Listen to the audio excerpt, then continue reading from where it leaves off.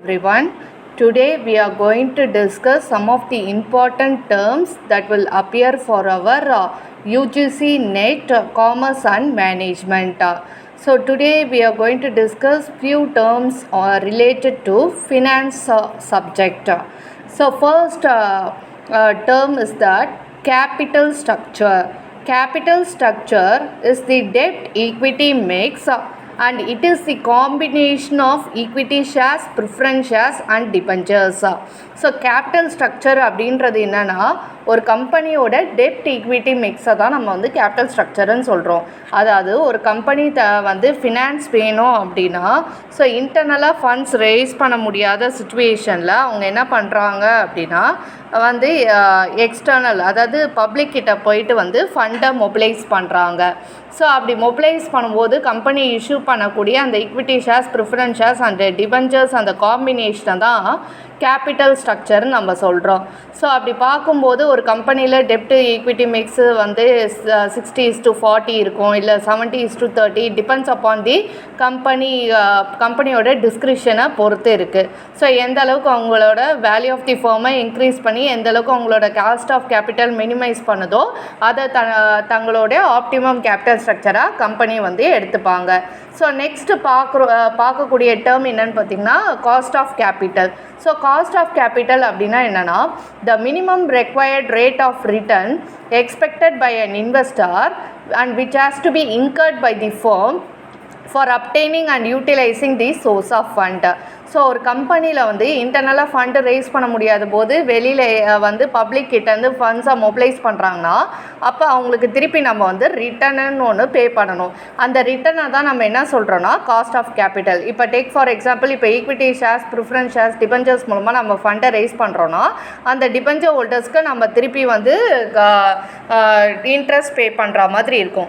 Similarly இப்போ preference shares மூலமாக, equity shares மூலமாக ஃபண்டை மொபிலைஸ் பண்ணுறோன்னா திருப்பி அவங்களுக்கு வந்து டிவிடெண்ட் வந்து பே பண்ணுற மாதிரி இருக்கும் கம்பெனி.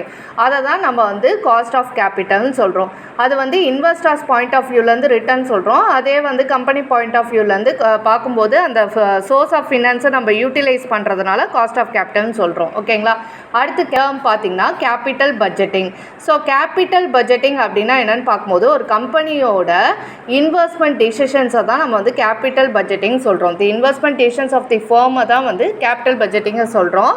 ஸோ ஒரு கம்பெனியோட லாங் டேர்ம் கேபிட்டல் எக்ஸ்பெண்டிச்சர்னால் என்னென்னா ஸோ ஒரு லாங் ரன்னுக்கு பெனிஃபிட் கொடுக்கக்கூடிய எக்ஸ்பெண்டிச்சர் வந்து கேபிட்டல் எக்ஸ்பெண்டிச்சராக சொல்கிறோம். ஓகேங்களா? ஸோ இட் இஸ் வந்து நான் ரெக்கரிங் இன் நேச்சர். ஓகேங்களா? ஸோ இப்போ ஒரு ப்ராஜெக்ட்ஸில் நம்ம இன்வெஸ்ட் பண்ணுறோம், இல்லை ஒரு பிளான்ட் அண்ட் மிஷினரி, ஒரு ஃபிக்ஸட் அசட்டில் இன்வெஸ்ட் பண்ணும்போது அதை வந்து நம்ம கேபிட்டல் எக்ஸ்பெண்டிச்சர்னு சொல்லுவோம். ஸோ கம்பெனியோட கேபிட்டல் எக்ஸ்பெண்டிச்சர் அந்த இன்வெஸ்ட்மெண்ட் டிசிஷன்ஸ், லாங் டேர்ம் டிசிஷன்ஸை தான் நம்ம வந்து கேபிட்டல் பட்ஜெட்டிங் சொல்கிறோம். ஓகேங்களா? ஒரு கம்பெனியில் வந்து மிஷினரியை ரீப்ளேஸ் பண்ணணும், இல்லை கம்பெனியை மாடர்னைஸ் பண்ணணும், இல்லை எக்ஸ்பேண்ட் பண்ணணும் பிஸ்னஸாக அப்படின்னா அப்போ இன்கர் பண்ணுற அதை வந்து எக்ஸ்பென்சஸை கேபிட்டல் எக்ஸ்பெண்டிச்சர் டிசிஷன்றோம். ஸோ அதை தான் வந்து கேபிட்டல் பட்ஜெட்டிங்னு சொல்கிறோம் நம்ம. அடுத்து கேபிட்டல் பட்ஜெட்டிங் டெக்னிக்ஸாக. ஸோ கேபிட்டல் பட்ஜெட்டிங் டெக்னிக்ஸில் பார்த்திங்கன்னா 2 மெத்தட்ஸ் இருக்குது. ஒன்று வந்து ட்ரெடிஷ்னல் மெத்தட், அதாவது அது நான் டிஸ்கவுண்டட் கேஷ் ஃப்ளோ டெக்னிக்னு சொல்கிறோம். அடுத்தது வந்து மாடர்ன் மெத்தட்ஸ், அது வந்து டிஸ்கவுண்டட் கேஷ் ஃப்ளோ டெக்னிக்னு சொல்கிறோம். இல்லை ட்ரெடிஷ்னல் மெத்தட்ஸ் கீழே பார்த்திங்கன்னா பேபேக் பீரியட் மெத்தடும், ஆவரேஜ் ரேட் ஆஃப் ரிட்டர்ன் இல்லைனா அக்கௌண்டிங் ரேட் ஆஃப் ரிட்டர்ன் மெத்தடுன்னு சொல்கிறோம். ஸோ இதில் பேபேக் முதல்ல ட்ரெடிஷ்னல் மெத்தட்னா என்ன, மாடர்ன் மெத்தட்னா என்னன்றது நம்மளுக்கு தெரியணும். ட்ரெடிஷ்னல் மெத்தட்னா என்னென்னா டைம் வேல்யூ ஆஃப் மணின்ற கான்செப்டை இக்னோர் பண்ணுறது. ஓகேங்களா? ஃப்யூச்சர் வேல்யூஸ் ஆஃப் கேஷ் இன்ஃப்ளோஸை மட்டும் வந்து கருதுகிறோம். வேறஸ் ப்ரெசன்ட் வேல்யூ ஆஃப் மணிக்கான இம்பார்ட்டன்ஸை கொடுக்காதது தான் வந்து ட்ரெடிஷ்னல் மெத்தட். ஓகேங்களா? So time value of money கான்செப்டை இக்னோர் பண்ணுறது தான் traditional method, non discounted cash flow technique method. Modern methods discounted cash flow technique பார்த்திங்கன்னா வந்து டைம் வேல்யூ ஆஃப் மணின்ற கான்செப்டுக்கு வந்து ப்ரையாரிட்டி தர்றது தான் வந்து மாடர்ன் மெத்தட்ஸ் இல்லைனா டிஸ்கவுண்டட் கேஷ் ஃப்ளோ டெக்னிக். இதில் பார்த்திங்கன்னா பேபேக் பீரியட் வந்து முதல் மெத்தடு ட்ரெடிஷ்னல் மெத்தட்ஸ் கீழே வருது. ஸோ பேபேக் பீரியட் அப்படின்னும்போது வந்து ஸோ நம்ம இன்வெஸ்ட் பண்ணக்கூடிய அந்த இனிஷியல் இன்வெஸ்ட்மெண்ட் அமௌண்ட் இருக்குது பார்த்திங்களா, அது எந்த ப்ராபப்ளி எந்த இயர்ஸ்க்குள்ளே நம்ம திருப்பி வந்து எடுப்போம், அந்த ரிட்டர்ன்ஸை எடுப்போம் அப்படின்றத கணக்கு பண்ணுறது தான் வந்து பேபேக் பீரியட். ஓகேங்களா? ஸோ அந்த நம்மளோட இனிஷியல் இன்வெஸ்ட்மெண்ட்டு பண்ணதை ஹவு மெனி இயர்ஸ்க்குள்ளே நம்ம வந்து திருப்பி வந்து அந்த ப்ராஜெக்டை நம்மளுக்கு வந்து ரீபே பண்ண போகுது அப்படின்றது தான் வந்து பேபேக் பீரியடாக. அடுத்தது பார்த்திங்கன்னா accounting rate of return. So இதில் வந்து பார்த்திங்கன்னா ஃபுல்லாக வந்து ப்ராஃபிட்டு, ஏர்னிங்ஸ், கம்பெனியோட ஏர்னிங்ஸை வச்சு நம்ம வந்து எவ்வளோ வந்து ரேட் ஆஃப் ரிட்டர்ன் கொடுக்கும் அப்படின்றத வந்து கால்குலேட் பண்ணுவோம். அடுத்தது வந்து modern methods discounted cash flow டெக்னிக்கில் நெட் ப்ரெசன்ட் வேல்யூ மெத்தடாக. ஸோ நெட் ப்ரெசன்ட் வேல்யூ மெத்தடில் நம்ம என்ன பண்ண போகிறோம்னா ப்ரெசன்ட் வேல்யூ ஆஃப் கேஷ் இன்ஃப்ளோஸும் ப்ரெசன்ட் வேல்யூ ஆஃப் கேஷ் அவுட்ஃப்ளோஸும் கம்பேரிசன் பண்ணுவோம். ஓகேங்களா? ஸோ அதாவது டைம் வேல்யூ ஆஃப் மணி கான்செப்டை வந்து கன்சிடர் பண்ணுறது. ஓகேங்களா? ஸோ ப்ரெசன்ட் வேல்யூ அப்படின்னா என்னன்னு பார்க்கும்போது, ஸோ ஃப்யூச்சரில் நான் வந்து இவ்வளோ கேஷ் ஒரு ப்ராஜெக்டில் நான் இப்போ இன்வெஸ்ட் பண்ணுறேன், ஒரு 10 lakhs இன்வெஸ்ட் பண்ணுறேன் அப்படின்னா அட் தி ஃபஸ்ட் இயர் எண்டில் எனக்கு வந்து 1 lakh நான் ரிசீவ் பண்ணுவேன் அந்த இன்வெஸ்ட்மெண்ட்லேருந்து. அண்ட் ப்ராப்பர்லி செகண்ட் இயர்லேருந்து அந்த ப்ராஜெக்டில் வந்து ஒரு 1,50,000 நான் ஏர்ன் பண்ணுறேன்னு வச்சுக்கோங்களேன். இப்போ வந்து 1 lakh year end first year எண்டில் நான் ரிசீவ் பண்ணுவேன். ஆனால் அந்த 1 lakhக்கு இன்றைக்கி என்ன மதிப்பு அப்படின்றத வந்து தெரிஞ்சுக்கிறதுக்காக தான் நம்ம என்ன பண்ணுறோன்னா ப்ரெசன்ட் வேல்யூ வந்து கால்குலேட் பண்ணுறோம். ஸோ ஆக மொத்தம் பார்த்திங்கன்னா நெட் ப்ரெசன்ட் வேல்யூ மெத்தட்னால் அதுதான். அடுத்து நெக்ஸ்ட்டு வந்து பார்த்திங்கன்னா வந்து நெக்ஸ்ட்டு மெத்தட் பார்த்திங்கன்னா வந்து ப்ராஃபிட்டபிலிட்டி இண்டெக்ஸ் மெத்தடாக. ஸோ ப்ராஃபிட்டபிலிட்டி இண்டெக்ஸ் மெத்தட்லேயும் நம்ம என்ன பண்ண போகிறோம் அப்படின்னா இதே மாதிரி தான் ப்ரெசன்ட் வேல்யூ ஆஃப் கேஷ் இன்ஃப்ளோஸும் கேஷ் அவுட்ஃப்ளோஸும் வந்து கால்குலேட் பண்ணுவோம் நம்ம. ஓகேங்களா? ஸோ அடுத்தது நெக்ஸ்ட்டு வந்து என்ன மெத்தடுன்னு பார்த்திங்கன்னா வந்து ஐஆர்ஆர் மெத்தடாக. அண்ட் தென் ஐஆர்ஆர் மெத்தட்லேயும் பார்த்திங்கன்னா வந்து எந்த ரேட் ஆஃப் ரிட்டர்னில் நம்மளுக்கு வந்து ப்ரெசன்ட் வேல்யூ ஆஃப் கேஷ் இன்ஃப்ளோஸும் ப்ரெசன்ட் வேல்யூ ஆஃப் கேஷ் அவுட்ஃப்ளோஸும் ஈக்குவல் ஆகும் அப்படின்றத தெரிஞ்சுக்கிறதுக்காக தான் நம்ம வந்து IRR method internal rate of return மெத்தடை யூஸ் பண்ணுறோம்.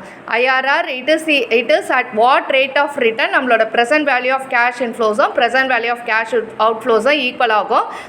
அண்ட் நம்மளோட என்பிவி வந்து எந்த இடத்துல வந்து 0 ஆகும், என்பிவி பிகம்ஸ் 0 அப்படின்றது தான் வந்து இன்டர்னல் ரேட் ஆஃப் ரிட்டர்ன் மெத்தடோட கான்செப்ட். அடுத்தது டிஸ்கவுண்டட் பேபேக் பீரியட் மெத்தடா.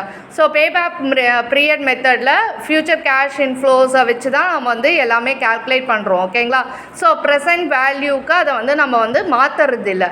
வேறு டிஸ்கவுண்டட் பேபேக் பீரியட் மெத்தடில் நம்ம என்ன பண்ண போகிறோம்னா டைம் வேல்யூ ஆஃப் மணி கான்செப்ட்டுக்கு ப்ரையாரிட்டி கொடுத்து ஃப்யூச்சரில் ஏர்ன் பண்ணக்கூடிய கேஷ் இன்ஃப்ளோஸோட இன்றைய மதிப்பு என்ன அப்படின்றத தெரிஞ்சுக்கிட்டு போடுறது தான் வந்து discounted cash flow discounted payback period மெத்தடா. ஓகேங்களா? ஸோ இப்போ அடுத்து நெக்ஸ்ட் வந்து கேபிட்டல் பட்ஜெட்டிங் டெக்னிக்ஸ் முடிச்சாச்சு. நெக்ஸ்ட் வந்து டைம் வேல்யூ ஆஃப் மணி கான்செப்டா. ஸோ இதுவும் ரொம்ப முக்கியமான term. Time value of money அப்படின்னா என்னன்னு பார்க்கும்போது time value of money is that money received today is worth more than the money received டுமாரோகா. ஸோ அப்படின்னா என்ன அப்படின்னு பார்க்கும்போது நாளைக்கு ரிசீவ் பண்ணக்கூடிய பணத்தோட மதிப்பை விட இன்றைக்கி ரிசீவ் பண்ணக்கூடிய பணத்துக்கு மதிப்பு அதிகம். ஓகேங்களா? ஏன்னா இப்போ வந்து என்கிட்ட வந்து நீங்கள் ஒரு இப்போ 10,000 தரேன் அப்படின்னு சொல்கிறீங்க. ஸோ இன்றைக்கி வாங்கிக்கிறியா இல்லை வந்து ஃப்யூச்சர் அதாவது 1 year கழிச்சோ இல்லை 6 months கழிச்சோ நீ வாங்கிக்கிறியா அப்படின்னு கேட்கும்போது யாராக இருந்தாலும் என்ன சொல்லுவோன்னா இன்றைக்கே நீங்கள் வந்து அந்த பணத்தை எனக்கு கொடுங்க அப்படின்னு தான் நம்ம சொல்லுவோம். என்ன ரீசன்? அதாவது அந்த பணத்தை நான் இப்போ கொடுத்தீங்கன்னா நான் எதில் வேணால் அதை இன்வெஸ்ட் பண்ணுவேன். ஒரு பேங்க்கில் டெபாசிட் பண்ணி அதுலேருந்து இன்ட்ரெஸ்ட் ஏர்ன் பண்ணுவேன், இல்லை ஒரு ஷேர்ஸில் இன்வெஸ்ட் பண்ணுவேன், இல்லை வந்து ஒரு கோல்டு ஜுவல் வாங்குவேன். ஸோ அதனால் வந்து எனக்கு ரிட்டர்ன்ஸ் வந்து கிடைக்கும். ஓகேங்களா? ஸோ அதனால தான் வந்து time value of money concept வந்து ரொம்ப முக்கியமான டேர்ம் நம்மளோட ஃபினான்ஸ் சப்ஜெக்டில். ஓகேங்களா? ஸோ அதுதான் வந்து டைம் வேல்யூ ஆஃப் மணிகா.